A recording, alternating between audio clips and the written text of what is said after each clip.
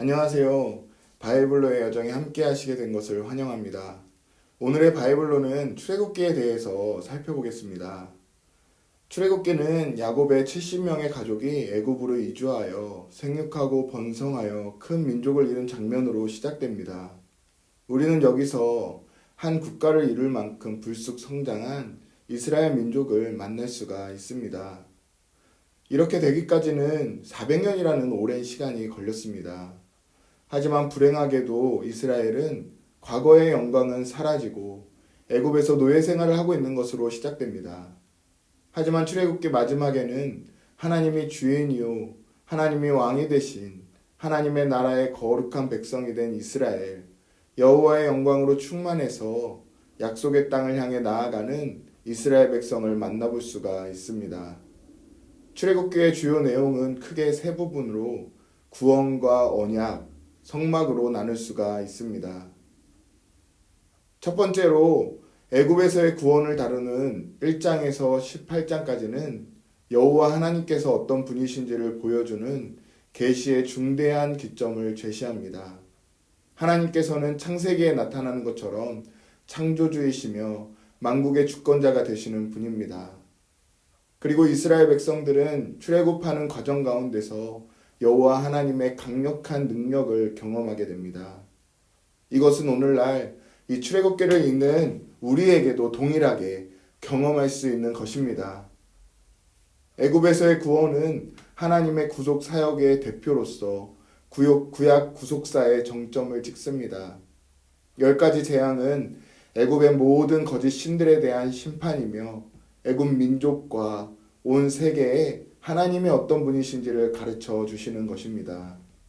더 나아가 첫 유월절, 홍해가 갈라짐, 불기둥과 구름기둥, 만나와 메추라기, 반석에서 물이 나는 등등 이런 여러 가지 표적과 기사로 가득합니다. 두 번째로 19장에서 24장까지의 내용은 시내산에서의 언약을 다룹니다. 하나님께서 이스라엘 백성과 시내산 언약을 체결하고 이에 맞는 율법을 허락해 주십니다. 그리고 이스라엘 국가의 근간이 되는 이 십계명과 함께 구체적인 상황에서 적용할 수 있는 다양한 법규를 세워 주십니다. 이것으로 이스라엘은 여호와 하나님께서 주인이 되신 하나님의 나라, 주권과 율법을 가진 정식 국가로 탄생하게 되며 거룩한 백성으로의 출발을 알립니다.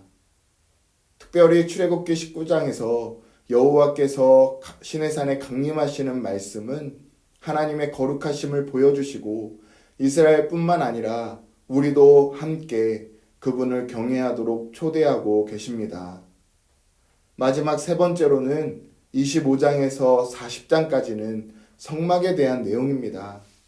이 성막을 지으라는 말씀과 함께 실제 성막을 완성하여 여호와의 영광이 성막의 충만한 장면으로 마치게 됩니다. 이 성막은 이스라엘 백성 중에 함께 임재하시고 함께 거하시는 하나님을 상징하며 하나님과 교제하고 만나는 예배의 방법을 예비해 주신 것입니다. 성막은 이스라엘 백성들이 광야에 있든지 가나안 땅에 들어가든지 여호와께서 항상 함께 하신다는 증거가 됩니다. 그리고 출애굽기는 신약과도 밀접한 관계가 있습니다. 예수님의 공생의 사역과 십자가의 죽으심과 부활로서 구원을 완성하신 예수 그리스도, 승천하시고 하나님 보좌 우편에 계시다가 왕권을 가지고 재림하셔서 심판하실 예수 그리스도와 깊은 연관성이 있습니다. 이와 같이 모세는 인류의 구원자이신 예수님의 그림자이며 애굽에서의 구원은 인류를 향한 예수 그리스도의 구속 사역의 그림자입니다. 대제사장 아론은 만민의 대제사장이신 예수님의 그림자이며 만나는 생명의 떡이신 예수님의 그림자입니다. 십자가 사건은 유월절을 기념하는 절기에 일어났으며 예수님은 유월절의 양으로 친히 우리 모두를 위한 영원한 희생 제물이 되셨습니다.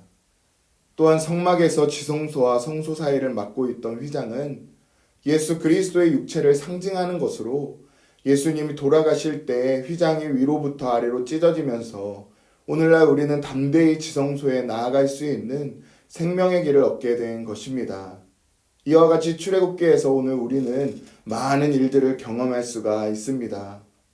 애굽에서의 구원만을 선포하실 뿐만 아니라 여호와의 구원의 능력, 언약으로 대변되는 하나님의 사랑과 백성들에 대한 거룩한 요구, 성막으로 상징되는 교제와 예배의 초대라고 할 수 있습니다. 더 나아가 출애굽기는 하나님의 나라의 회복을 큰 주제로 가집니다. 하나님의 백성을 구원하시고 언약과 성막을 통해 하나님의 나라가 확실하게 선포되어집니다.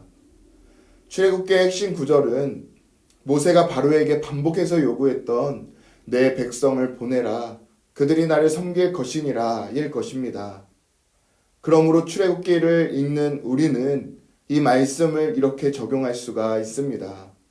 우리를 구속하는 모든 죄와 속박, 고통과 근심에서 벗어나 새로운 모세이신 예수님을 향해 나아가고 여호와를 경외하며 여호와만 섬기고 그분의 말씀대로 살고 하나님과 깊은 교제를 나누면서 그분의 자녀로 살아갈 수 있기를 바랍니다. 출애굽기 말씀을 통독하면서 바로 이것을 결단하시는 저와 성도님들 되시기를 바랍니다.